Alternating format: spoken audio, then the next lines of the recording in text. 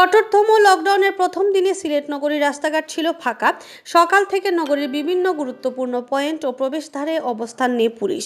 নগরীর বিভিন্ন সড়কে পুলিশে বাস ফেলে যান চলাচল নিয়ন্ত্রণ করে। রাস্তায় বের হওয়ার যানবাহন আটকে রাস্তায় নামার কারণ জিজ্ঞেস করে তারা। একই সাথে চলে যানবাহনের কাগজপত্র তল্লাশি। বিনা প্রয়োজনে ঘর থেকে বের হলে বা যানবাহনের কাগজপত্র দেখাতে ব্যর্থ হলে সংশ্লিষ্ট চালক ও আরোহীদের বিরুদ্ধে মামলা ঠুকছে পুলিশ। এছাড়া দিনভর পুলিশের পাশাপাশি র্যাব ও সেনাবাহিনীকেও মাঠে টহল দিতে দেখা গিয়েছে। কঠোরতম লকডাউনের প্রথম দিনে নিত্য প্রয়োজনীয় জরুরি পরিষেবার আওতাভুক্ত প্রতিষ্ঠান ছাড়া সব ধরনের ব্যবসা প্রতিষ্ঠান, অফিস ও বিপণী বিতান বন্ধ ছিল। সড়কেও যান চলাচল ছিল কম। বিক্ষিপ্তভাবে কেবল রিক্সা চলাচল করেছে। সিলেট থেকে কোনো ধরনের বাস ছেড়ে যায়নি। দূরপাল্লা ও আন্তজেলা বাস চলাচল বন্ধ ছিল। ফলে ঈদের ছুটি কাটিয়ে অনেকেই বাড়ি ফিরে আসতে ভোগান্তির শিকার হন।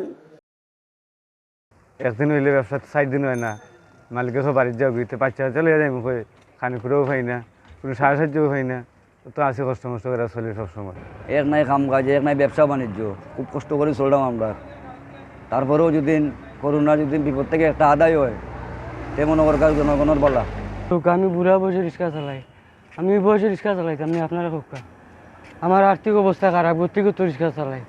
ও বার হয়েছি 20-50 টাকা রুজি করছি। সংসার খরচ লাগে আমার 500-1000 টাকা। ইটার টাকায় আমার সংসার চলেনি হোক আপনারা।